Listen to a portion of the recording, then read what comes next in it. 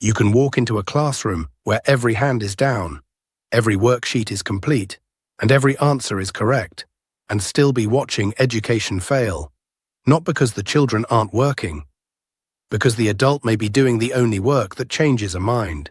Choosing the question, organizing the evidence, breaking the problem into steps, and deciding what a good answer looks like. The students are following the route. The room looks excellent. The learning may be hollow. Deborah Kenny's The Well-Educated Child asks us to stop admiring the room for a moment and inspect what is happening inside the child's head.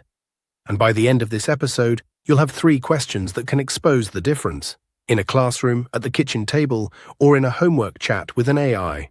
Start with the number used to announce the crisis. You may have heard that only 30% of American 8th graders read at grade level. That isn't what the data says. In 2024, 30% performed at or above NAEP proficient in reading. The National Center for Education Statistics explicitly warns that NAEP proficient does not mean grade-level proficiency under state or district standards. The result is still grim. But notice what just happened.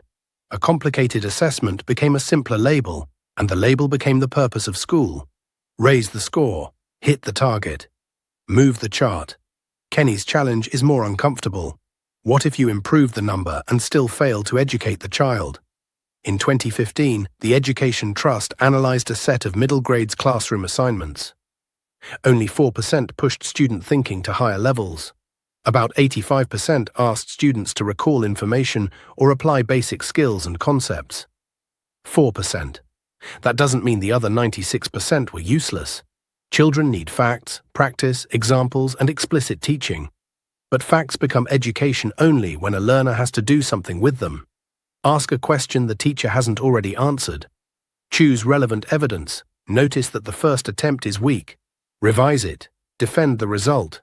If the teacher researches, organizes, explains, and judges, while the student copies, fills, and submits, the cognitive weight has moved to the wrong side of the desk. The dangerous part is that everybody can look busy. Kenny didn't arrive at this argument by giving up on academic performance. She founded Harlem Village Academies. The first middle school opened in 2003. The networks published history records that 4 years later it ranked first among New York State charter schools in 8th grade math. That record doesn't prove one teaching method caused the result. It proves something narrower and more useful. A school can care about scores and still ask whether scores are the final product. Scarsdale High School made that question concrete. It replaced traditional advanced placement classes with an advanced topics program. The school's own explanation is blunt. Fixed AP curricula can reward coverage and test strategy at the expense of complex thinking. Advanced topics give students more room for inquiry, analysis, independent research, and agency. Students can still take the AP exams. Scarsdale says college placements remained consistent after the change. This is not evidence that every AP course is shallow. It is evidence that rigor and coverage are not the same thing. Coverage asks, did we get through the material? Rigor asks, what can the student now do without us? Kenny replaces the old scoreboard with 3 domains: quality thinking, agency, and ethical purpose. They sound abstract. They're not. Each produces a question you can use tonight. Question 1. Who is doing the hard thinking? Take any assignment. Who chose the question? Who decided which facts matter? Who connected them? Who found the flaw in the first answer? Who judged whether the final work was good? The teacher can model every one of those moves. The mistake is modeling them forever. Quality thinking means the learner gradually takes possession of the process.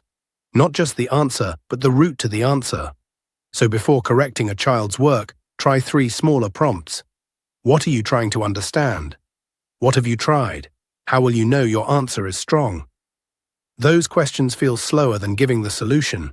That's because the child is now doing the expensive part. Question 2. Who owns the next move? This is agency, and agency is often confused with freedom from instruction. It isn't. A 2025 systematic review of student agency in secondary education found the tension clearly. Too much autonomy can damage achievement. Fully teacher-led learning can produce passivity and disengagement. The useful zone is structured freedom. High expectations, clear standards, modeling, feedback, plus real opportunities for students to choose, plan, question, and reflect. Agency is not an adult leaving the room. It is a learner becoming less helpless while the adult is still there. You can see it in small decisions. Does the student choose between two ways to demonstrate understanding? Can they set a goal before the task? Do they decide what to revise after feedback? Can they explain what they need next? If every next move arrives as an instruction, compliance may rise while agency quietly disappears. Then comes the question schools score least often. Question 3. Who is the work for? Kenny calls this ethical purpose. It doesn't mean turning every maths problem into a moral campaign. It means helping children connect knowledge to standards beyond the grade. Truth, beauty, usefulness, responsibility, and the effect of their choices on other people. Why does accuracy matter if nobody is marking the page? Why cite evidence when a confident guess would be faster? Who could be helped or harmed by getting this wrong? The grade says, "What will I get?" Purpose asks, "What is this for?" And that changes the other two questions. Thinking becomes more careful when the answer matters. Agency becomes more than personal preference when somebody else may live with the result. So here is the whole thinking audit. 1. Who is doing the hard thinking? 2. Who owns the next move? 3. Who is the work for? Use it on tonight's homework. Use it on a lesson plan. Use it on the next AI-generated answer a child is tempted to submit untouched. If the adult, the worksheet, or the machine owns all three, the child may be producing work without building an education.